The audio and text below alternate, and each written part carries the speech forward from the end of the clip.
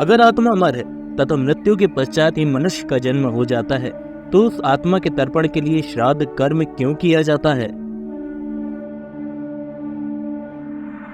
श्रीमद् भागवत गीता के अध्याय 2 के 22वें श्लोक में भगवान श्री कृष्ण कहते हैं कि हे अर्जुन, जैसे मनुष्य जगत में पुराने खराब वस्त्रों को त्याग कर अन्य नवीन वस्त्र ग्रहण करते हैं, वैसे ही जीवात्मा पुराने शरीर को छोड़कर नवीन शरीर को प्राप्त करती है।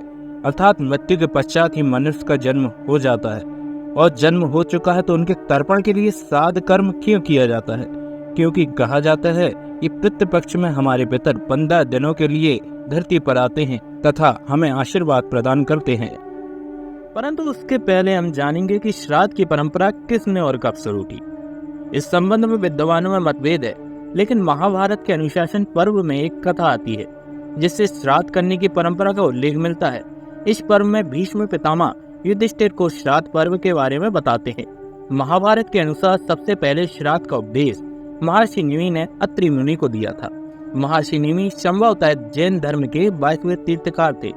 इस प्रकार पहले निमि ने श्राद्ध का आरंभ किया, उसके बाद अन्य महर्षि भी श्राद्ध करने लगे। श्राद्ध का उनके द्वारा उपदेश देने के बाद श्राद्ध कर्म का प्रचलन प्रारंभ हुआ और धीरे धीरे यह समाज के हर वर्ण में प्रचलित हो गया। महाभारत के युद्ध के बाद युधिष्ठिर ने कौरव और पांडव पक्ष की ओर से मारे गए वीरों का न केवल अंतिम संस्कार किया तथा भगवान कृष्ण के उपदेश से कर्ण सहित सभी का श्राद्ध भी किया। उल्लेखनीय है कि भगवान श्री राम ने भी अपने पिता दशरथ का भी श्राद्ध किया था, जिसका उल्लेख रामायण में मिलता है। मतलब यह कि महाभारत काल के पूर्व से ही श्राद्ध करने की परंपरा का प्रचलन रहा है।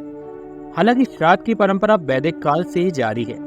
वेदों में देवों के साथ पितरों की स्तुति का भी उल्लेखनीय मिलता है। भागवत गीता के अनुसार भगवान श्री कृष्ण कहते हैं कि हे अर्जुन, कर्मों की गति के अनुसार व्यक्ति को दूसरी योनि मिलती है तथा उनके कर्म ही निश्चित करते हैं कि वह स्वर्ग या नरक में जाएगा कि ब्रह्म अर्थात मोक्ष को प्राप्त होगा।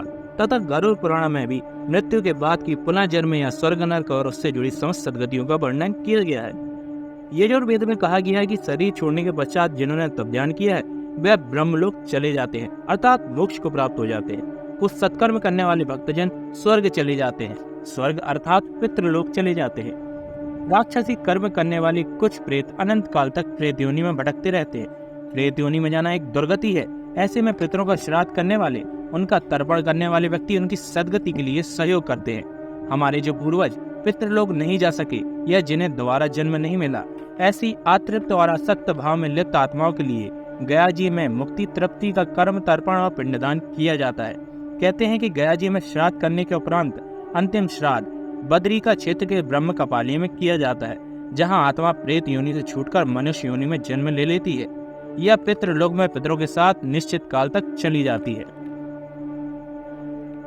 तथा कुछ आत्माएं धरती पर पुनः जन्म ले लेती है। जन्म लेने में भी जरूरी नहीं कि वह मनुष्य योनि में ही जन्म ले, अर्थात ऐसे पूर्वजों को भी उनके वंशजों द्वारा किया गया श्राद्ध कर्म लगता है। दर्शों, शास्त्रों में कहा गया है कि हम अन्य जल को अग्नि को दान करते हैं। अग्नि युक्त अन्य जल को हमारे पितरों तक पहुंचाकर उन्हें तृप्त करती है। वास्तव में श्रद्धा पूर्वक श्राद्ध में दिए गए भोजन का सूक्ष्म अंश परिणत होकर उसी अनुमात और मात्रा में प्राणी को मिलता है जिस योनि में वह प्राणी वर्तमान में है। इस संबंध में पुराण में कई जगह पर उल्लेख मिलता है। अर्थात यह है कि हमारे पूर्वज चाहे जिस भी लोक अथवा योनि में हो, हमारे द्वारा उनके लिए किया गया श्राद्ध कर्म उनके तर्पण तथा तृप्ति के लिए सहायता प्रदान करता है तथा उसके फलस्वरूप हमें आशीर्वाद मिलता है। दोस्तों, आपको यह वीडियो कैसी लगी हमें कमेंट में जरूर बताएं तथा सनातन धर्म से जुड़ी ऐसी ही वीडियो देखने के लिए वीडियो को लाइक एवं चैनल को सब्सक्राइब जरूर करें।